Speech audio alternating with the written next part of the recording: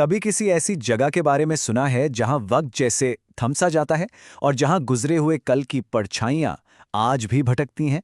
आज हम बात करेंगे संबलपुर स्टेशन की एक ऐसी ही रोंगटे खड़े कर देने वाली कहानी की। ये कहानी है दो बहनों की, जिनकी आत्माएं अपने साथ हुए धोखे का, अपने साथ हुए अन्याय का बदला लेने के लिए हर रात उसी स्टेशन पर इंतजार करती हैं।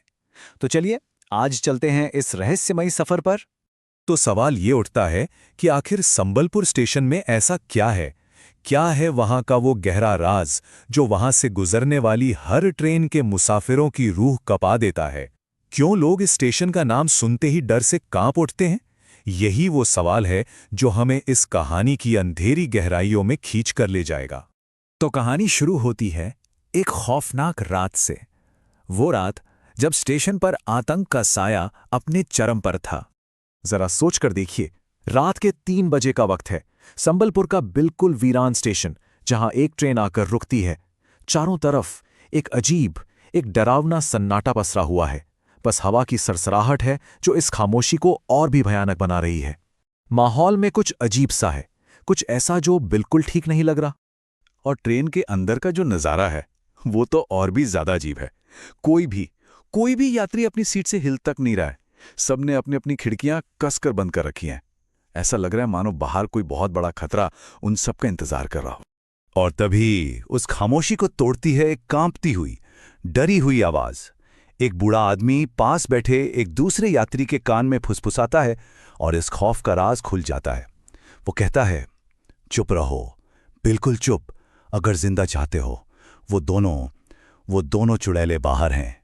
पर जैसा कि अक्सर होता है, हर कहानी में कोई एक ऐसा होता है जो इन चेतावनियों को मजाक समझता है। यहां वो था राघव। उसे ये सब बकवास लग रहा था, खासकर तब जब उसे प्लेटफॉर्म पर एक चाय बेचने वाली और एक सफाई करने वाली औरत दिखाई दी। और बस यही राघव की जिंदगी की सबसे बड़ी और आखिरी गलती थी। जैसे ही वो चाय का कप पकड़ने के लिए अपना हाथ आगे बढ़ाता है, उस चाय वाली का हाथ एक लोहे के पंजे की तरह उसकी कलाई को जकड़ लेता है और पलक झपकते ही वो एक खौफनाक चुड़ैल में बदल जाती है। राघव को चीखने का भी मौका नहीं मिलता और दूसरी चुड़ैल उसका सिर धड़ से अलग कर देती है। तो आखिर ये दो खौफनाक आत्माएं हैं कौन, और वो इतना बदला क्यों लेना चाहती हैं? इसका जवाब हमें अतीत में मिलेगा। चलिए इस रात से थोड़ा पीछे चलते हैं, जहां से इस पूरी कहानी की शुरुआत हुई थी। कुछ महीने पहले इसी स्टेशन पर दो अनाथ बहनें, रीता और सीता, एक नई जिंदगी की उम्मीद लेकर उतरी थीं। उन्हें अपने चाचा के घर जाना था। स्टेशन पर सीता चाय लेने गई और रीता पानी भरने चली गई, पर उन्हें क्या पता था कि ये उनका आखिरी सफर होने वाला है। स्टेशन पर मौजूद दो दरिंदों की नज़र उन पर पड़ी। उन्होंने दोनों को अलग किया और फिर बड़ी बेरहमी से मार डाला, और उनकी मौत हमेशा के लिए एक राज बनकर रह गई। उन बहनों को कभी इंसाफ नहीं मिला। उनकी आत्माओं को कभी मुक्ति नहीं मिली। उनका गुस्सा, उनका दर्द उसी स्टेशन पर कैद होकर रह गया। और अब वो बदला लेने के लिए भटकती हैं और हर उस यात्री को अपना शिकार बनाती हैं जो ट्रेन से उतरने की हिम्मत करता है। अब कहानी वापस आती है ट्रेन में बैठे उसी बूढ़े आदमी पर। राघव की मौत देखने के बाद उसने ठान लिया था कि वो इस राज की तह तक जाकर रहेगा।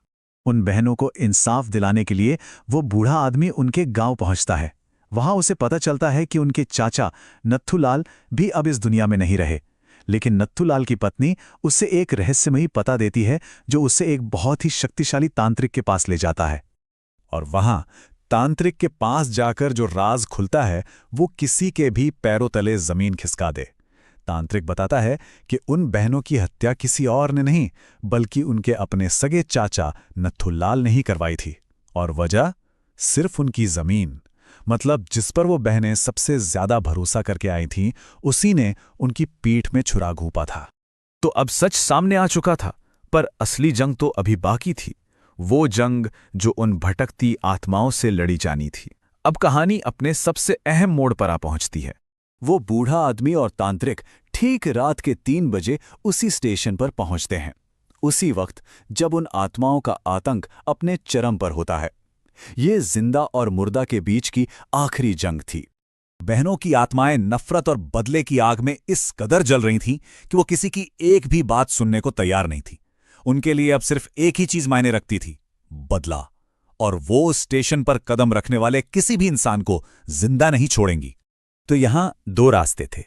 एक रास्ता था बदले का, जो उन आत्माओं को चाहिए था, और दूसरा रास्ता था सच्चाई का, जो तांत्रिक उन्हें दिखाना चाहता था। क्या बदला लेना ही इंसाफ है, या इंसाफ पाने का कोई और रास्ता भी हो सकता है? और तब तांत्रिक ने अपना आखिरी दांव खेला। सच्चाई को पूरी तरह से सामने लाने के लिए उसने अपनी शक्तियों का इस्तेमाल किया और उनके चाचा नत्थूलाल की आत्मा को वहीं बुला लिया। अब असली मुजरिम को अपनी करनी का हिसाब देना ही था। नत्थूलाल की आत्मा अपनी भतीजियों के सामने गिड़गिड़ाती है, माफी मांगती है। वो बताता है कि वो भी अपने गुनाहों की आग में जल रहा है, उसे भी कभी शांति नहीं मिली। और इस कबूलनामे के साथ कहानी अपने अंजाम तक पहुंचती है, एक ऐसे अंजाम तक जो हमें एक बहुत बड़ा सबक सिखाता है। अपने चाचा के मुंह से सच सुनने के बाद उन बहनों का सालों पुराना गुस्सा आखिरकार शांत हो जाता है। उन्हें एहसास होता है कि उनका बदला अब पूरा हो चुका है। तांत्रिक उन पर पवित्र जल छिड़कता है और उनकी आत्माओं को हमेशा हमेशा के लिए मुक्ति मिल जाती है। संबलपुर स्टेशन का वो भयानक श्राप आखिरकार खत्म हो जाता है। पर यह कहानी सिर्फ भूतों की नहीं है, यह हमें एक बहुत कड़वी सच्चाई भी सिखाती है कि जिंदगी में सबसे गहरे जख्म अक्सर वही लोग देते हैं जिन पर हम आंख बंद करके भरोसा करते हैं। और अंत में यह कहानी हमारे लिए एक बड़ा सवाल छोड़ जाती है। क्या बदला लेना और न्याय मिलना एक ही बात है, या इंसाफ का रास्ता बदले की भावना से अलग होता है? इस बारे में सोचिएगा जरूर।